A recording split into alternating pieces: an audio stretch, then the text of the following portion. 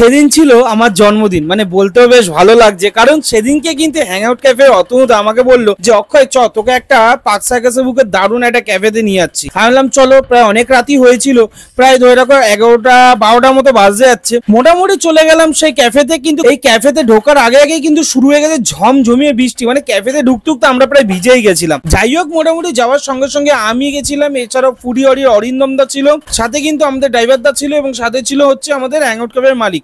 একটা দুর্দান্ত ক্যাফে দে। মোটামুটি কিন্তু আমি কিছু এখানে অর্ডার দিচ্ছি না, সব অতনুদা বলছে আজকে আমি অর্ডার দেবো, অক্ষয় তোমরা শুধু টেস্ট করে বলবে। আমি বললাম ঠিক আছে চলো তাহলে, যখন আজকে আমার জন্মদিন এই উপলক্ষে খাওয়া দাওয়া তো ভালোই হয়ে যাচ্ছে। যাই হোক, আমরা এখানে মেনলি ভারী কিছু খাচ্ছি না, স্টার্টার আইটেম অর্ডার দিয়েছি, আমার ডেজার্টে কিছু অর্ডার দিয়েছিলাম। তো যাই হোক, অতনুদা একটা জিনিস বারবার বলে যে দেখো যেখানে যাই খাও না কেন, মেন হচ্ছে স্টার্টার আর ডেজার্ট, মেন কোর্স তো সব জায়গায় মোটামুটি অ্যাভেলেবেল। এই দুটো আইটেম যদি ঠিকঠাক হয় একটা ক্যাফে বা একটা রেস্টুরেন্টে, তাহলে ভাববে সেই রেস্টুরেন্টটাকে একটা ভালো টপ রেটিং দেওয়াই যেতে পারে। তোমরা নিজেরাই দেখতে পাচ্ছ মোটামুটি কিন্তু এদের স্টার্টার আইটেম গুলো কিন্তু বেশ ভালো ছিল, কোয়ালিটির ছিল। আমি নামটা মনে করতে পারছি না ক্যাফেটা। যাই হোক, যে আমার জন্মদিনের দিন, মানে এইবার কেক কাটা তো অন্যরকম ভাবে হচ্ছে, ঠিক আছে, এইবার কেক কাটাটা একটু অন্যরকম, একটু অন্য ধাঁচে হলেও বলা যায়। যাই হোক, বেশ ভালো একটা স্পেশাল মুভমেন্ট কাটলো অতনুদা, ফুডিওরি এবং আমাদের ড্রাইভারদের সাথে। তো এক প্রকার বলাই যেতে পারে ফাটাফাটি একটা দিন, জন্মদিনের দিন, এবং সাথে সাথে যদি থাকে এইরকম স্টার্টার এবং ডেজার্ট আইটেম, তাহলে তো কোনো কথাই হবে না। তো যাই হোক, মোটামুটি এই ছিল টোটাল ভিডিও, এই ছিল টোটাল বিষয়। মানে একটা ছোট্ট একটু রাত্রিবেলা একটু খাওয়া দাওয়া ছিল, হঠাৎ করে চলে গেছিলাম প্ল্যান করে।